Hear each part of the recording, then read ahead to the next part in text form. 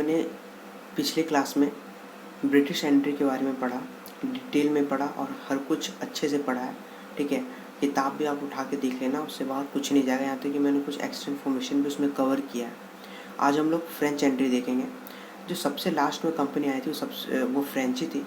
और अगर हम लोग चारों कंपनी को कंपेरिजन करें तो सबसे पावरफुल जो थी वो ब्रिटिश और फ्रेंच, यही दो कंपनी थी। बट फ्रेंच कंपनी भी आगे बढ़ रही थी, उसका कुछ कारण था जिस वजह से वो आगे नहीं बढ़ पा रही थी।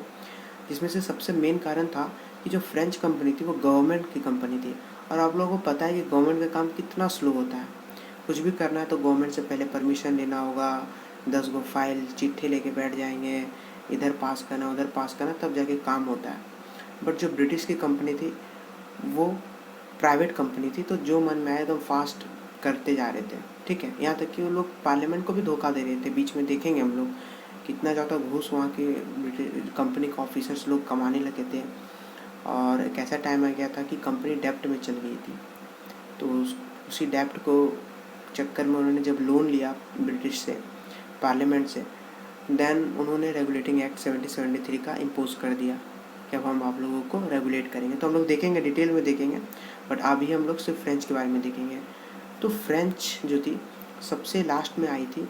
एंड कौन था, कैसे था, पूरा एकदम टाइमलाइन से हम लोग देखेंगे। ठीक है, जैसे कि मैंने आप लोग को बोला कि ये लास्ट कंपनी थी जो इंडिया में एंटर किया था। किंग लुइस 14 किंग थे वहाँ पे, जो काफ़ी ज़्यादा इंटरेस्टेड थे कंपनी को भेजने में ईस्ट। ठीक है, ट्रेड करने के लिए, कि मैं चाहता हूँ कि कंपनी बनाऊँ और ईस्ट में जाके वो कंपनी ट्रेड करे। तो उनका एक मिनिस्टर था जिसका नाम है कॉलवर्ट। ये सारे जो भी वर्ड्स मेंशन है काफ़ी इंपॉर्टेंट है, जो मैं हाईलाइट कर रहा हूँ या जो भी मैंने नोट्स में दिया वो सब इम्पॉर्टेंट है तो है। ठीक है, तो इनका एक मिनिस्टर था कॉलवर्ट। उसने एक कंपनी बनाया, फ्रेंच ईस्ट इंडिया कंपनी। कब बनाया था ये देखो, 1664 में फ्रेंच ईस्ट इंडिया कंपनी उन्होंने बनाया।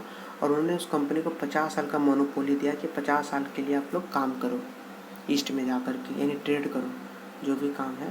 ट्रेड है तो ट्रेड जो है तो आप लोग अब जा कर के ट्रेड कर सकते हो। 1667 में क्या हुआ, फ्रांकोइस कैरोन, ठीक है, वो इंडिया पहुंचा और उसने सबसे पहली फैक्ट्री सूरत में लगाया। क्योंकि अब 1664 में तो परमिशन मिल चुका था इन लोगों को। उसके 3 साल बाद ही ये लोग ने सूरत में जाके अपनी पहली फैक्ट्री लगा दी। और किसके अंडर में फैक्ट्री लगी थी ये बहुत इंपॉर्टेंट है, फ्रांकोइस कैरोन। ठीक है, बहुत इंपॉर्टेंट है नाम ये। एंड यहाँ तक कि इसको हेल्प भी किया था एक पर्शियन बंदा था, मरकारा जो भी नाम है। ठीक है, जिसने फैक्ट्री लगवाया था मसूलीपट्टनम में उसके बाद 1669 में। ठीक है, 1669 में फैक्ट्री लगवाया था। परमिशन लिया था सुल्तान ऑफ गोलकोंडा। मैंने आपको बताया था जो ब्रिटिशर्स थे उनको भी इजीली परमिशन दे दिया था सुल्तान गोलकोंडा के सुल्तान ने फ्री ट्रेड करने के लिए। और बाद में वहाँ पे भी उन्होंने इजीली फैक्ट्री इस्टेब्लिश कर लिया था। ठीक है, क्योंकि यहाँ से इजीली परमिशन मिल जाता था। देन 1673 में एक मुग़ल सूबेदार है बंगाल का, जिसका नाम सिस्टा खान। ये बेसिकली अंकल था औरंगजेब का। ठीक है, तो इसने भी क्या किया ना, परमिशन दे दिया। ये अंकल भाई साहब ने भी परमिशन दे दिया फ्रेंच को कि आप फैक्ट्री लगा लो कैलकाटा, कहाँ पे, चंद्रनागौर के पास। ठीक है, तो उन्होंने जो औरंगजेब का जो अंकल था उसने परमिशन दे दिया और फ्रेंच ने चंद्रनागौर में फैक्ट्री इस्टेब्लिश कर लिया, लगा लिया। ठीक है, उसके बाद अभी जो डेटम है, अब मैं आपसे पूछ सकता हूँ या फिर क्वेश्चन एग्जाम में आया भी है कि फ्रेंच ने सबसे पहली फैक्ट्री कहाँ लगाई थी। ठीक है, उसके बाद फिर कहाँ लगाया था। तो ये टाइमलाइन इम्पॉर्टेंट है। मैंने अभी जितना भी आप लोगों को बताया, चाहे वो डच का हो, चाहे पोर्तुगीज़ का हो, चाहे वो ब्रिटिशर्स का हो, तो ये काफ़ी इम्पॉर्टेंट है। और तीनों को मिला कर भी आ सकता है कि इस जगह पे सबसे पहले किस कंपनी ने फैक्ट्री लगाया था। ठीक है, उसके बाद क्या हुआ, शेर खान लोधी, ये गवर्नर था वली का पुंदरम, एक जगह है वहाँ का। ठीक है, शेर खान लोधी गवर्नर था, किसके अंडर में था, बीजापुर, सुल्तान ऑफ बीजापुर के अंदर। तो इसने परमिशन दे दिया फ्रैंकोइस मार्टिन को। ये नाम याद आना काफ़ी कंफ्यूजिंग हो जाता है, इसलिए मैं बार बार बोल रहा हूँ। इससे पहले जिसने फैक्ट्री लगवाया था, ठीक है। सबसे पहले 1664 में तो कंपनी वहाँ से 50 साल के मोनोपोली लेकर निकली। 1667 में सूरत में पहली फैक्ट्री लगाई थी अंडर फ्रांक्विस मार्टिन। उसके बाद फ्रांक्विस कैरोन नाम था उसका। देखो मैं भी कंफ्यूज हो रहा हूँ। और यहाँ पे फ्रैंक्विस मार्टिन है, ठीक है। इसने सेटलमेंट के लिए परमिशन लिया था पुंडीचेरी में 1674 में। और बाद में यही पुंडीचेरी काफ़ी डेवलप्ड भी हो जाता है, क्योंकि यहाँ पे लोग रहते हैं। अब बंदा जहाँ रह रहा है उस एरिया को तो अच्छा बनाएगा ही ना। आज के टाइम पे अब देख लो, मोदी जी गुजरात से बिलोंग करते हैं और आप गुजरात जाओ, पहले का गुजरात और अब का गुजरात में काफ़ी आसमान ज़मीन का अंतर है। तो मार्टिन के बाद क्या हुआ, बहुत सारी फैक्ट्रीज उन्होंने अलग अलग जगह लगाया, जैसे कराईकल में लगाया, बालासोर में लगाया, कासिम बाज़ार में लगाया, ठीक है। तो अब क्या कारण था जो मतलब कि फ्रेंच को आगे बढ़ने से काफ़ी मुसीबत दे रहा था, आगे बढ़ने में काफ़ी ऑब्स्ट्रक्शंस थे उनके रास्ते में, क्या थे रुकावट, वो देखते हैं। सबसे पहला रुकावट तो डच था। मैंने आपको कहा डच लोग काफ़ी ब्रूटल थे, ठीक है। मतलब कि किसी लड़ाई झगड़ा में थे और ट्रीटी वगैरह होने के बाद भी जल्दी हटते नहीं थे। उससे मैंने ब्रिटिशर्स में भी आपको बताया था कि ट्रीटी साइन हुआ उसके बाद भी इंडिया से वो ट्रेड कर ही रहे थे स्पाइसेस वगैरह का। तो 1693 में क्या हुआ ना, इन्होंने पुंडीचेरी एक्वायर कर लिया। सोचो, इन लोगों का सेटलमेंट ही लोगों ने एक्वायर कर लिया 1693 में।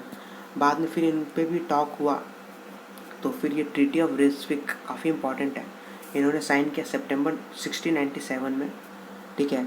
यहाँ पर डिसाइड किया गया कि पुंडीचेरी जो है फ्रेंच को वापस दे दिया जाएगा। बट सोचो 1697 में बात हुआ था, उसके बाद भी इन्होंने देखो कितना लेट किया, 1698 में जाके वापस किया। ये लोग काफ़ी ज़्यादा कमीने थे कह सकते हो आप। देन पुंडीचेरी काफ़ी फास्टली डेवलप हुआ था। एंड एक और रीज़न था जो ये लोग नहीं आगे बढ़ पाते कि Spanish war of Spanish succession war होने लग गया था। आई मीन कौन बनेगा राजा, कौन बनेगा, उसके लिए लड़ाई चलने लगा था। तो इसके कारण इंडिया में जो फ्रेंच था उसका पावर भी अफेक्ट हुआ काफ़ी। सही बात है, अगर आपके घर में लड़ाई है, ठीक है, आप बाहर रह के पढ़ाई कर रहे हो, तो कहीं ना कहीं आपके माइंड में इफेक्ट तो आएगा ना यार। कहीं ना कहीं आप सोचोगे यार मेरा घर का स्थिति सही नहीं है, तो आपको पढ़ाई में भी उतना अच्छा से मन नहीं लगेगा। उसी तरह से इनका काम भी यहाँ पे अच्छा से फिर काफ़ी अफेक्ट होता है इनका ट्रेड वगैरह भी इसके वजह से।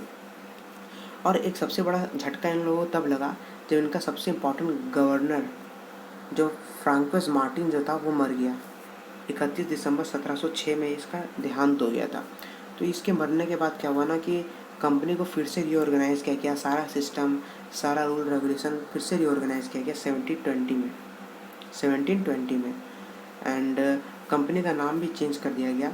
कंपनी का नाम कर दिया गया परपीचुअल company of the Indies. परपीचुअल company of the Indies नाम वाम सब चेंज कर दिया गया। अब अचानक से सब कुछ चेंज हो गया, एक नया सिस्टम, एक नया रूल, नया रेगुलेशन, सब कुछ आ गया, नया रूल, नया पॉलिसी।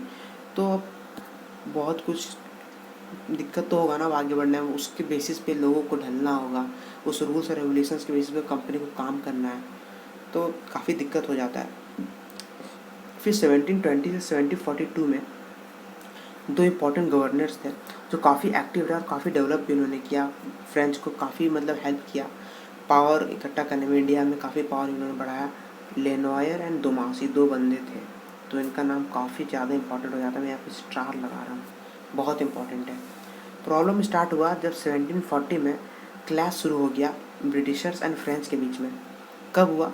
क्योंकि दोनों का एक ही मोटो था कि पहले हमें जगह एक्वायर करना है और फिर आराम से ट्रेड करना है, ताकि पैसा वैसा देने का जो क्या बोलते हैं उसको टैक्स वगैरह देने का कोई झंझट ना रहे, एकदम फ्री ट्रेड कर सके और सारा पैसा अपने देश आराम से भेज सके।